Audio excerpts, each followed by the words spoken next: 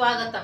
తల్లికి చెల్లికి న్యాయం చేయనివాడు కార్యకర్తలకు ఏం న్యాయం చేస్తాడని వైసీపీ నేత జగన్ రెడ్డిని ఉద్దేశించి అనంతపురం అర్బన్ ఎమ్మెల్యే దగ్గుపాటి ప్రసాద్ తీవ్ర విమర్శలు చేశారు.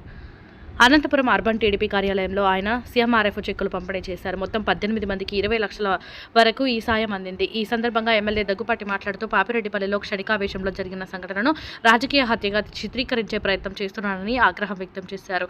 జగన్ ఆ కుటుంబాన్ని పరామర్శించే ముందు జగన్ రెడ్డి ముందు తన చెల్లికి తల్లికి న్యాయం చేయాలని సూచించారు.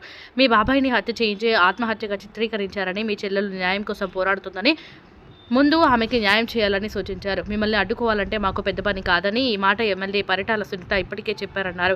కానీ ఆ సంస్కృతి మాది కాదన్నారు. రెచ్చగొట్టే వ్యాఖ్యలు చేయకుండా వచ్చి లింగమయ్య కుటుంబాన్ని పరామర్శించుకోవాలన్నారు. గతంలో తోపుదుర్తి మహేశ్వరరెడ్డి అనే వైసీపీ కార్యకర్తను రైల్వే పట్టాలపై వేసి చంపారని, మరి ఆ కుటుంబాన్ని ఎందుకు పరామర్శించలేదని ప్రశ్నించారు.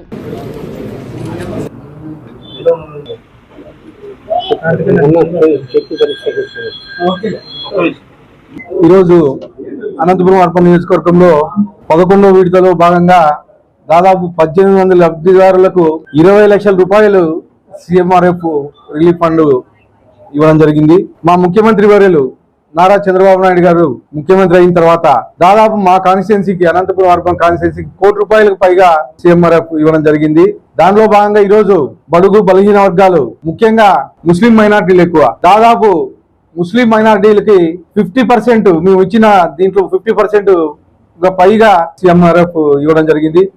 దీనిలో భాగంగా మా ముఖ్యమంత్రి వర్యులు నారా చంద్రబాబు నాయుడు గారు పేద ప్రజలకు ఏదైతే లబ్ధి ఇవ్వాలనుకుంటున్నారో దాన్ని డైరెక్ట్ గా ఇవ్వడం జరుగుతోంది. ముఖ్యంగా పెన్షన్స్ అయితే ఏమి, డిఐసి అయితే ఏమి, ఇవి కాకోకుండా అనేకమైనటువంటి హౌసింగ్ గత ప్రభుత్వంలో ఎక్కడే కానీ ఒక చిన్న హౌస్ ఇచ్చిన దాఖలాలు లేవు.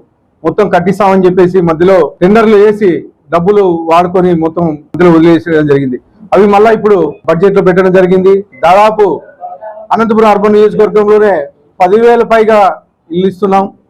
అలాగే గత ప్రభుత్వంలో టిడ్కో హౌసెస్ దాదాపు 3,000 హౌసెస్ అర్బన్ కి సంబంధించి ఉన్నాయి. ఎక్కడే కానీ ఒక హౌస్ కట్టించిన దాఖలాలు కేవలం పెయింట్లు మాత్రమే వేసి బిల్లులు చేసుకున్నారు. 2014-19లో ఏవైతే కన్స్ట్రక్షన్ చేసి పెట్టామో అలాగే ఉండిపోయినాయి. ఇప్పుడు కానీ మళ్ళీ మేము మా గవర్నమెంట్ వచ్చిన తర్వాత ఇప్పుడు మళ్ళీ దాన్ని మొదలు పెట్టడం జరిగింది. తొందరలోనే ఆ టిడ్కో హౌసెస్ ఇవ్వడం జరుగుతుందని చెప్పేసి తెలియజేయడం జరుగుతుంది.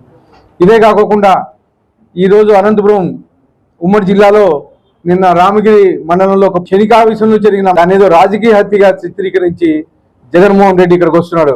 ముందుగా జగన్మోహన్ రెడ్డి గురించి తెలియజేయడం ఒకటే, గత ప్రభుత్వంలో మా కార్యకర్తలను చంపారు. ఆ రోజు ఎప్పుడైనా మీరు వచ్చి ముఖ్యమంత్రి హోదాలో పరామర్శించారా? అలాగే ముఖ్యంగా మీ బాబాయిని గొడ్డలు వేటని చెప్పేసి నువ్వు చంపించి ఆత్మహత్యగా చిత్రీకరించినది వాస్తవం కాదా అని చెప్పేసి నేను అడుగుతా ఉన్నాను. ముందు మీ బాబాయికి న్యాయం చేసి, మీ అక్కకి న్యాయం చేసి, మీ అమ్మకి న్యాయం చేసి, మీ చెల్లెలకు న్యాయం చేసి మా అనంతపురికి వచ్చి ఈ పరామర్శించేకి రమ్మని చెప్పేసి నేను కోరుతా ఉన్నాను.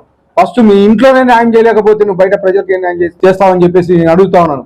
రేపు ఏదైతే ఇక్కడ పాపిరెడ్డిపల్లికి వస్తున్నాడో మా మాజీ మంత్రి గారు సునీత గారు కానీ క్లియర్ గా చెప్తున్నారు, మా నాయకులకి కార్యకర్తల ఆకాంక్ష ఒకటే, రానికూడదు అనుకుంటే రప్పి, కానీ ఆ సంస్కృతి మాది కాదు. మా ముఖ్యమంత్రి వర్యులు నారా చంద్రబాబు నాయుడు గారు ఆ సంస్కృతి మాకు ఇవ్వలేదని చెప్పేసి మేము కంఠాబద్ధంగా చెప్తూ, నువ్వు వచ్చి పరామర్శించుకో. పరామర్శించే ముందు నీ కార్యకర్తలు మొన్ననే ఈ మధ్య కాలంలో మీ నాయకులు ఒక తోపుదర్తి మహేశ్వర్ రెడ్డిని చంపి రైల్వే ట్రాక్ మీద వచ్చారు. ఆ రోజు సొంత కార్యకర్తలు చనిపోతే, మహేశ్వర్ రెడ్డి అనే కార్యకర్త చనిపోతే ఆ రోజు ఎందుకు పరామర్శించి రాలేదు నువ్వు?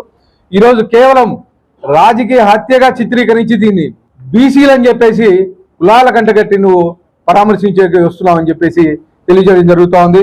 ముఖ్యంగా ముందు ఎవరైతే గత ప్రభుత్వంలో ఎన్నో హత్యలు గావించబడ్డాయి అనంతపురంలో, వాటి సమాధానం చెప్పి నువ్వు పరామర్శించి రమ్మని చెప్పేసి తెలియజేయడం జరుగుతూ ఉంది.